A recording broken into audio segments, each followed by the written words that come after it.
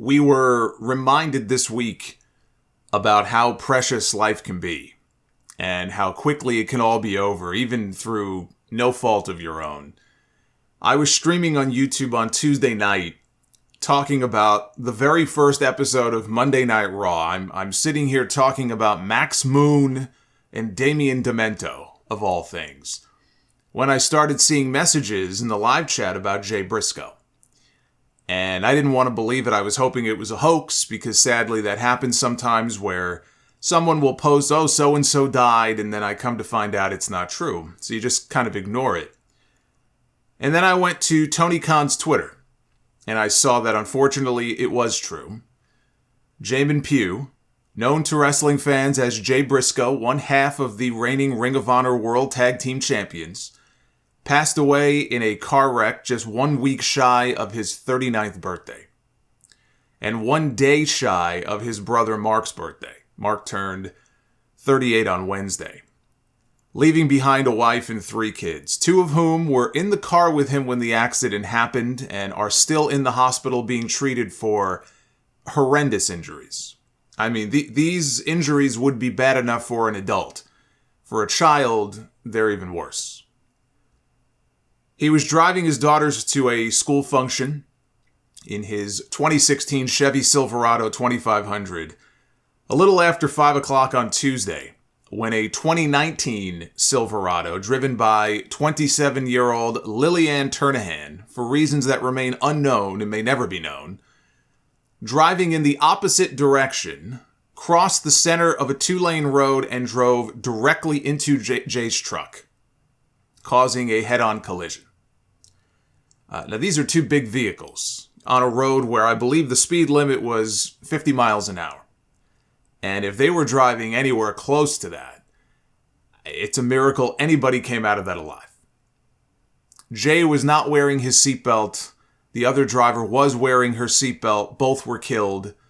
Both of Jay's daughters, 12-year-old Gracie, 9-year-old Jaylee, were rushed to the hospital in critical condition.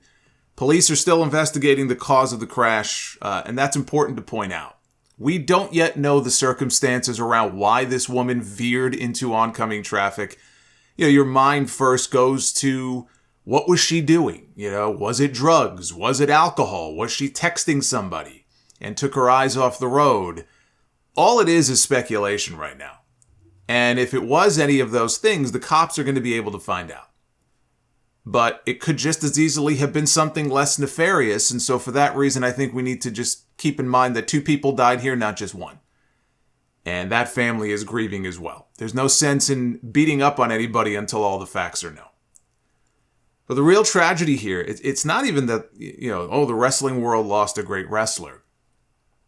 It's that people lost a husband and a father. A very devoted father by all accounts. If there's one thing I've taken away from this week, is that this was the father of the year. I mean, this is a man that loved his kids, loved his family, and was deeply involved. Didn't just love his kids, he was deeply involved in everything that they did. And I guess, some solace to take out of this is that he didn't spend his final moments on the road driving to a wrestling show or in a hotel room somewhere away from home. He was with his daughters. And maybe there's some relief in that. I don't know. But on her Facebook page after the accident, Jay's wife, Ashley, wrote the following. She said, "We need prayers. Gracie is on her way into surgery on her back. Jamin would want the whole world praying for his little girl. We believe in the power of prayer. Pray for the doctors and everyone working on her. Pray for her precious legs to move again. Pray for Jaylee, who has some pretty serious injuries but is stable and resting. Pray for Gannon, waiting at home. Pray for strength for all of us. We have a long, long road ahead of us." Gannon is their son, who thankfully was not in the car with them. Thursday night, 2 friends and neighbors of the family who helped organize a fundraising campaign to assist with all of the, anticipated expense, or I should say unanticipated expenses, because who could predict that this sort of thing would even happen? They set up a fundraiser. All the money will be going directly to Jay's wife. And by the way, that campaign originally had a goal of $50,000. And at last count, last I checked, it was up over $270,000, which is incredible. But the people who set that fundraiser up, they posted a video on Facebook on behalf of the family to give an update on both of Jay's daughters. So this was the update as of a few days ago, just to give you a sense of, when I say horrendous injuries to these two little girls, this gives you a sense of what they're going through. Gracie is the older daughter. She's 12 years old. When she originally got to the hospital, she could not feel anything from the waist down. She was diagnosed with an L2 dislocation and an L3 and L4 fracture in her back with compression on her spinal cord. After getting her stabilized, they transferred her to another hospital and she got feeling back in her thighs, but nothing lower than her knees. She was taken for an MRI and into surgery around 3 a.m. on Wednesday morning, and the doctor was able to relieve the compression on the spinal cord and said that surgery went as well as could be expected. So that's where we are with her. It's a waiting game. She still has feeling in her thighs, but no movement as of yet. She had tingling in her feet on and off today, and Gracie's progress will be day to day. She was bruised up pretty badly, but at this time, no injuries have been diagnosed. So tonight, we are honing in on Gracie's prayers to get motion and feeling back in her legs. That is what she needs to be able to get back to doing her cheering and the things that Gracie likes to do. I mentioned this the other night. Jay had just spent the last weekend with Gracie in North Carolina, one of her cheer competitions, and he could be seen doing the cheers himself from the stands. So he was all in when it came to his kids. But the update continued. Jaylee, who they call JJ, was diagnosed with an open tibia and fibula fracture and underwent surgery. They placed an external fixator on. She's been diagnosed with a C7 fracture in her neck and has been placed in a neck brace, which she will be in for the next 6 weeks. She also has an L3 and L4 fracture in her back, which can be managed with a back brace for about 12 weeks. She has a right clavicle fracture from the seatbelt, as well as a broken rib on the right side. She has a small left pneumothorax, which is the air in between the lung and the chest wall, not inside the lung. They are monitoring that, as it is not large enough for intervention at this point, which is a blessing. Today, she was diagnosed with a perforated bowel with free fluid in her abdomen. She has had some internal bleeding in her stomach area. Today, they were able to pinpoint it to find out where it was, and the surgery went awesome. They got in there. They got the bleeding under control. They took care of her. They got her on the mend. They did a bowel resection, which means they took a little bit of it out. While she was down there, the orthopedics decided to go in and do another washout of her leg with some manipulation to the bones for a better alignment. She has the external fixator in place, and they placed an NG tube up her nose to decompress her stomach, and they hope to take that out tomorrow, which will allow her to eat. So those are just horrific injuries. And on Friday night, we got a positive update from those same people in a new Facebook Live video that Gracie had lots of tingling and itching in her lower legs after having surgery to repair a dislocated hip. She began occupational therapy and has regained feeling in her lower extremities. She was able to get up and sit in a wheelchair. She is now taking oral pain meds, no longer on IV.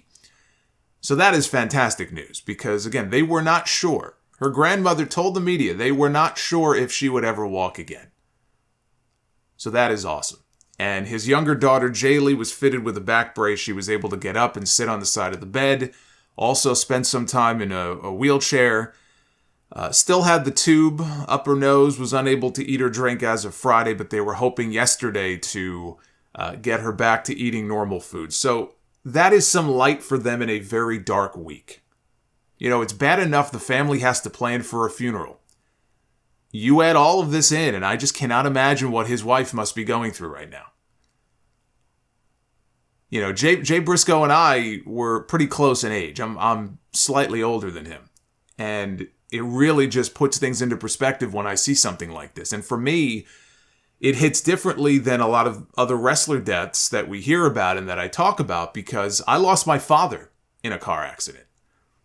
And that's an awful phone call to get. And I don't wish that on anybody. So, you know, when I heard the news, it just, I don't know, it just had a different effect on me than most of these stories when I read them. When you consider his body of work in the ring, the Briscoes are one of the greatest tag teams of all time. I don't even think that can be debated. And I think the argument can be made that they were the greatest tag team of the modern era to never get a run in WWE. You know, they called Ring of Honor their home for 20 years. The greatest team in Ring of Honor history. And Jay Briscoe may be the greatest period in Ring of Honor history. When you look at his accomplishments, 13 times Ring of Honor Tag Team Champion, 2-time Ring of Honor World Heavyweight Champion, Ring of Honor World 6-Man Tag Team Champion, Ring of Honor Hall of Famer. His loyalty to ROH, his longevity there. When I think of Ring of Honor, I think of names like Samoa Joe, I think of Bryan Danielson, I think of CM Punk, I think of Adam Cole. How do you not have Jay Briscoe in that conversation? Titles across 3 different divisions, I guess you would say, and nobody, other than his brother, has had the longevity there that he had. 20 years.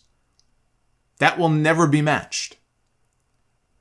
He was part of so many great tag team matches with, you know, the Motor City Machine Guns, and Kevin Steen and El Generico, and the Kings of Wrestling, and the Young Bucks, and FTR, and their classic trilogy in 2022, my match of the year for all 3 of their matches. Always entertaining, their promo work, the fight on the farm a couple of years back between Jay and Mark. Outside of ROH, he was an Impact Tag Team Champion, an IWGP Tag Team Champion, CZW Tag Team Champion, GCW Tag Team Champion, House of Glory Tag Team Champion last year. You know, House of Glory is Amazing Red's promotion. Amazing Red wrestled Jay Briscoe on the very first Ring of Honor show in 2002. Jay was 18 years old. The only reason Mark didn't wrestle on that show and he was in Jay's corner was because he was a year younger than Jay. And Pennsylvania has child labor laws, so he couldn't wrestle. My very first Ring of Honor show was in June of 2006 at the New Yorker Hotel, and the very first match on that card, the very first Ring of Honor match live that I ever saw, was the Briscoes against Jason Blade and Sterling James Keenan, who you may know as Corey Graves. That was the very first Ring of Honor match I ever saw in person. You know, when I think of Jay Briscoe, I think of the Age of the Fall debut with Jimmy Jacobs and Tyler Black and Necro Butcher, and the image of Jay hanging upside down by his ankles above the ring with blood dripping down into the mouth of Jimmy Jacobs and all over Jimmy's suit and turned his white suit red. Still one of the sickest things that I've ever seen in a wrestling ring. I was there at the Hammerstein Ballroom at Supercard of Honor in 2013 when Jay became a world champion for the first time, and he ended Kevin Steen's almost year-long reign as Ring of Honor world champion. And what a moment that was. I was there for their Terminal 5 debut at Final Battle in 2014 for his title defense in the Fight Without Honor against Adam Cole. And I had the pleasure of being there all of last year when the Briscoes tore it up in House of Glory, winning the tag team titles. They won them in March from Penta and Arez, who was a sub for Rey Fenix, and then going on to defend the titles against United Empire and against Main Event, Jay Lyon and Midas Black, 2 homegrown House of Glory talents, against the Dark Order, against Main Event again, this time in a 3-way with Private Party, against Aussie Open, and then finally, one last time, against Main Event in their last chance at the titles, and this time they were successful. Every time the Briscoes worked with them, they helped elevate Main Event that much more until they finally won. The Briscoes wanted to make sure they did the honor and put those guys over. They had no ego about it. In a business filled with egos, the Briscoes had none. Midas Black posted on Instagram and said that they told he and Jay Lyon that they reminded them of themselves and they just wanted to see the next generation of tag team wrestling thrive.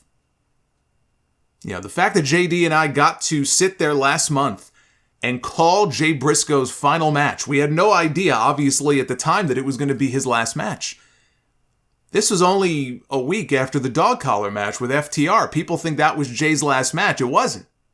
His last match was with Mark, dropping the HOG tag team titles.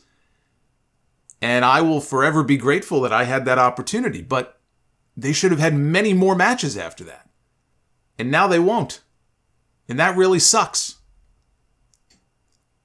When the news broke on Tuesday night, WWE broke into its live NXT show. They had Vic Joseph let everybody know that Jay Briscoe had passed away, even though he had never wrestled for WWE. New Day was scheduled to host a funeral segment for Pretty Deadly on the show, and they scrapped it at the last minute for obvious reasons. I remember the night that they did the Benoit tribute show. WWE had a funeral plan for Mr. McMahon after he got blown up in the limo, and they had to scrap that too. Maybe don't air any funerals on wrestling shows from now on. It's a little too risky. But Michael Cole did the same thing on SmackDown Friday night. He sent condolences to Jay's family. Impact Wrestling, where Jay and Mark held their tag team titles last year, did a 10-bell salute to Jay at their TV tapings on Friday night. That same night, halfway across the world, New Japan and Pro Wrestling Noah, two other promotions where Jay Briscoe held gold, hosted Night 2 of Wrestle Kingdom, and they had talent come to the ring to pay tribute to Jay Briscoe with a 10-bell salute of their own. And that image that I saw of Tanahashi standing in the ring holding that photo of Jay, with Marufuji standing next to him also holding a photo of Jay, that hit me right in the feels when I saw that. And then they played his music at the end of it. It was a very classy display. Really, across wrestling this week. Very classy in the way that they pay tribute to this man. And to see him honored across borders like this in multiple places shows the mark that he left on the industry. On Dynamite Wednesday night, a lot of people were expecting some sort of tribute that did not come. They aired a graphic at the beginning of the show because that is all they were allowed to do. That and Excalibur was able to sneak in a few words about Jay in the closing seconds of the show. Even though he never wrestled for AEW, everybody who works for that company loved this man. They worked with him at some point during their career, or they were influenced by the Briscoes in some way. It would have been appropriate for them to do more, but their hands were tied by Warner Brothers Discovery, which is so ludicrous. I'm getting hot just sitting here. This all goes back to last year, when Fightful reported that a person of influence within Warner Brothers Discovery had blocked Tony Khan from signing the Briscoes to AEW deals or featuring them on AEW programming due to Jay's past tweets, which I'm going to address here in a few minutes. That is a very real story. That's not, it's just people, throwing shit at the wall or spreading rumors. No, that is a very real story. If you think that a simple graphic is all that Tony Khan wanted to do for Jay Briscoe on TV, get real. Get real. He wasn't allowed to. And I agree, sometimes it's better to ask forgiveness than ask permission. But in this situation, the last thing Tony Khan needs to be doing is pissing off the network in a year where they are hoping to negotiate a media rights increase. There are greater considerations that he has to make here. I understand that. It is ludicrous, but his hands were tied. And yet, TBS used Dynamite as a lead-in for their shitty new Power Slap show, run by a man who just got caught on camera smacking his wife. They had no issue with AEW having Nick Gage on TV with a pizza cutter, bragging about having stabbed David Arquette in the jugular and how he once robbed a fucking bank. Warner Brothers Discovery has no issue doing business with Ezra Miller, who's in the news every other month for something. And they're moving ahead with the Flash movie, even though this person is facing legal issues in at least 3 different states that we know of. Arrested for throwing a chair that hit a woman in the head, caught on video choking another woman outside of a bar, the accusations of grooming minors, a burglary charge last year that he just agreed to a plea deal for last week. He was back in the news again. But it's all good, because last summer they went on an apology tour talking about mental health issues and met with the Warner executives to say, I'm sorry. So all is forgiven. I guess apologies only work when you've got millions invested in a movie that you really need to do well at a time when your company is bleeding money. That gets you more leeway than a pro wrestler who posted a crappy tweet 10 years ago. You fucking hypocrites. By the way, that Power Slap show, that debut on Wednesday, did just 295,000 viewers and a shitty demo number. AEW did a lot more than that, so it was nice to see the majority of the AEW audience did not stick around, and they immediately tuned out when the show was over. That was nice to see. They did not even give this show a second look. But I mentioned the tweets, so let's address that since it's the elephant in the room. This all goes back to 2011. At a time when Jay used to post in character on his Twitter page, he posted a tweet using a derogatory word for a gay person and said, "There's a lot of them out in New York today." This was only a month or two after Sinclair had just bought the company. So in character or not in character, that was not a very bright thing for him to do. But nothing came out of it. The following year, WWE was said to have an interest in signing the Briscoes, but Ring of Honor would not let them out of their contracts. Now, whether they would have left if they did have the chance, I don't know. But they were not available, so it didn't happen. A year after that, Jay Briscoe was in the position of Ring of Honor World Champion when he tweeted about the Delaware Senate passing a bill at the time to allow same-sex couples to get married. And he followed that up by saying, "Try and teach my kids there's nothing wrong with that, and I'll fucking shoot you." A very stupid and a very dangerous thing to post. And as the Ring of Honor World Champion, he was the face of that company at the time. He should have known better. So, especially being in the position that he was in, it was a very tone-deaf, very dumb thing for him to say. Ring of Honor had him apologize for it at a show in Pennsylvania, and donated his pay from that show and a show the following week in Virginia to a nonprofit group. I watched that apology that he gave. I watched it at the time, and then I watched it again recently. And he seemed genuinely embarrassed by what he said. He said, "Jay Briscoe's not even my real name. My name is Jamin Pugh, and I've got 2 kids with a 3rd one on the way. And I don't want people to think that in my house we preach hate." He said, in his house, they preach that you love your neighbor and yourself. Now, there was interest at the time from WWE when this happened in bringing them in before all of this went down, and then that interest waned after Jay's tweet. But it should be noted that the reason they never ended up in WWE actually had nothing to do with any tweets. It wasn't because they were blackballed or WWE had some sort of ban on doing business with the Briscoes. In 2015, there were reports that WWE was interested in making them an offer. That was 2 years after this. And in fact, Mike Johnson of PW Insider at the time reported that WWE made a, quote, top-flight NXT-level offer in their attempt to sign the Briscoes, but Jay and Mark opted to re-sign with Ring of Honor instead. Reason being, they had taken over their family's chicken farm. They were also running a landscaping business on the side. They were smart enough to recognize that there's life after wrestling, and taking a WWE deal would have basically killed all of that. They have a big family. Jay had 3 kids. Mark had 3 kids at the time. I think he's added a couple more since then. I know Mark and his wife had a baby boy last summer named Murphy. They've always had a big family, a lot of mouths to feed, and it would have been tough for them to move all of them from Delaware down to Florida had they taken those NXT deals. Now, Ring of Honor went and made them a worthy offer, and so they took that instead. So that should dispel this notion that WWE never had any interest in the Briscoes after Tweetgate, because that's just not true. It just wasn't the right fit for them at the time. Had WWE come in with a main roster deal for main roster money, maybe things would have been different. You know, it'll always be one of those what-if questions. What if the Briscoes had gone to WWE in 2015? What if they had a short stint in NXT at a time when they had teams? I mean, 2015, so we're talking The Revival, we're talking American Alpha, probably Johnny Gargano and Tommaso Ciampa, Enzo Amore and Colin Cassidy. And then on the main roster, you had teams like the Usos and the New Day. That would have been fun. But would Vince McMahon have allowed the Briscoes to be the Briscoes? And I don't just mean the name, which they probably would have had to change. I'm talking, they're in ring style, they're promos. Imagine the Briscoes doing those scripted WWE promos.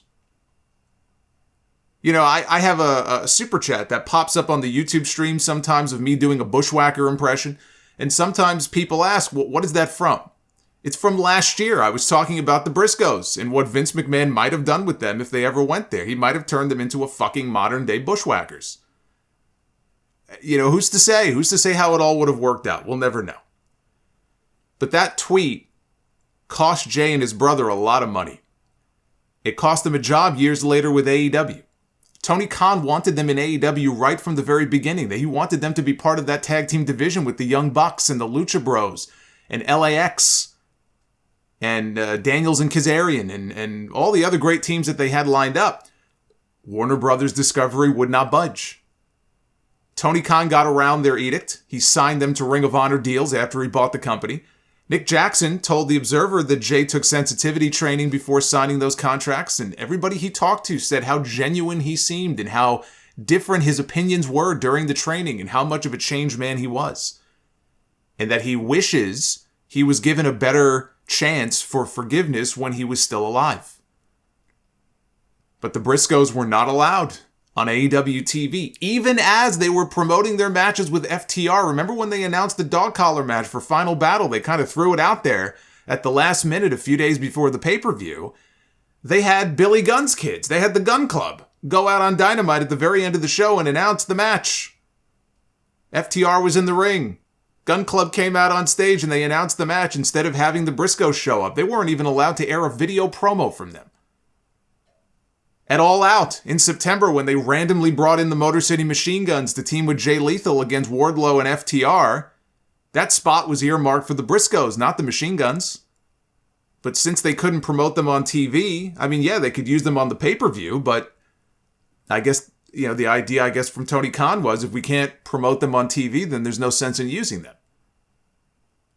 Now, for his part, Jay Briscoe seemed genuinely remorseful for the things that he said. He has apologized numerous times over the years. He apologized again last year on a podcast. He said they get labeled as homophobes because he put out a stupid tweet 9 years ago that he said the most dumbest, immature, obnoxious shit that I've ever done. I don't want anybody from any walk of life to feel like they can't care for the Briscoes because I promise we love everybody. We love everybody, and we just want to go out there and be pro wrestlers and give the best match that we can. I said some dumb shit a long time ago. I apologize for it, and I'll apologize for it again.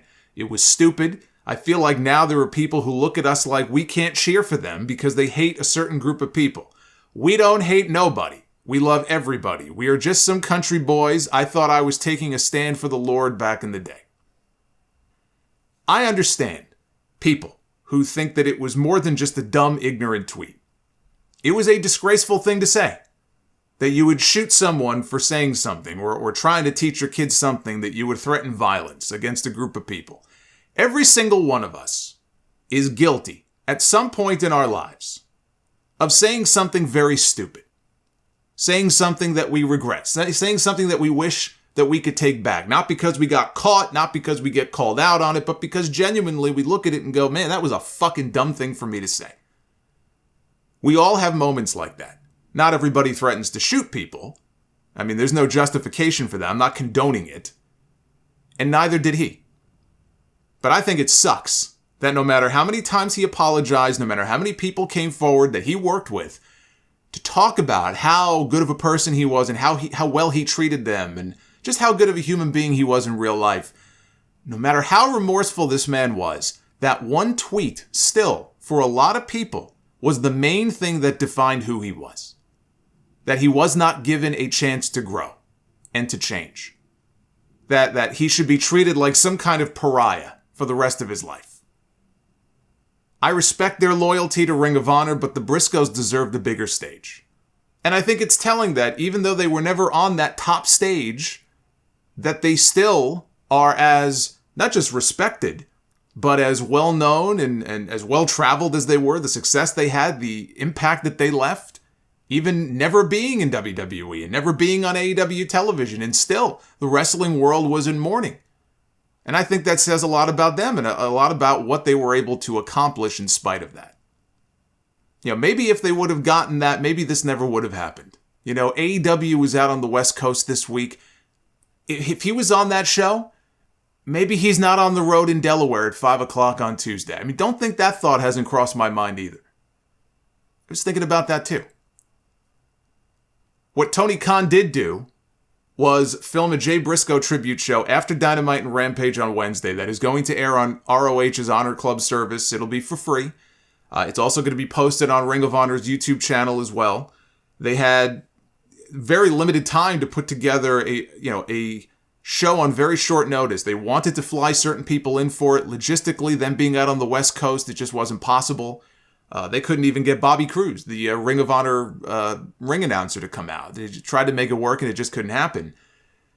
But they're calling it a Jay Briscoe celebration of life, with Claudio Castagnoli taking on Christopher Daniels, Wheeler Yuta wrestling Hagane Shino, Athena against Madison Rayne, Eddie Kingston against QT Marshall, Marina Shafir against Mighty Myra, Juice Robinson against Brandon Cutler, Yuka Sakazaki against Sandra Moon. Adam Cole cut a heartfelt promo at the taping. I saw a clip of that on social media. I know people are going to look at that lineup. I mean, Marina Shafir, QT Marshall, and wonder, what the hell is this? What does this have to do with Jay Briscoe? I got an email from Taylor, who was at the taping. It was a very long night. He didn't stay for the whole thing. It was over 5 hours. But it was a tribute show. These people were in mourning. They were devastated. It was a tribute show that Tony Khan had to put together at the very last minute. He worked with what he had. This is one time where I don't think we need to be critiquing their match choice. Everybody on that card, I am sure, was very upset by what happened, or they were very happy to be asked to be part of it. Maybe they themselves asked to be part of it. They lost a friend and a colleague. Tony Khan has already said he is planning at least 2 more tribute shows. One will be a tribute episode on the very first Ring of Honor television show on Honor Club, whenever that is, which will be both the show that they taped in Fresno and clips of various Briscoe matches. And the other will be a tribute to Jay on the Supercard of Honor show March 31st in Los Angeles, which is the next Ring of Honor pay-per-view. At that point, they'll be able to fly other people in for that. If the family wants to be there, if Mark Briscoe wants to be there, they could be there for that. Right now, they've got more important things to tend to than a wrestling show. The Briscoes are also the reigning Ring of Honor World Tag Team Champions, so that is going to have to be addressed. It is a very big loss for Tony Khan because he was going to build that weekly show around the Briscoes, and now he's not going to be able to do that. What they do with the tag team titles, that remains to be seen. We don't know if Mark is going to continue as a single or if he's going to go find a new tag team partner, which, that would be tough. I mean, how do you replace your own brother? I think Mark could do well as a single if that's what he chooses to do. I don't know where his head is at. I do think it would be a nice tribute to someone who was so influential in tag team wrestling to start an annual tag team tournament. Call it the Jay Briscoe Invitational. Not unlike how NXT pays tribute to Dusty with the Dusty Rhodes Tag Team Classic. And when I think of Dusty Rhodes, I don't associate Dusty Rhodes with tag team wrestling. Jay Briscoe, I do. But to do something like that and use that as a way to crown new ROH tag team champions at that Supercard of Honor show in LA, I think that would be a very nice gesture on their part. The one thing I can say to wrap this all up is that Jay Briscoe is going to be missed, not only by his family, but wrestlers, wrestling fans all over the world. Anytime we hear about a young wrestler death, it's a terrible thing.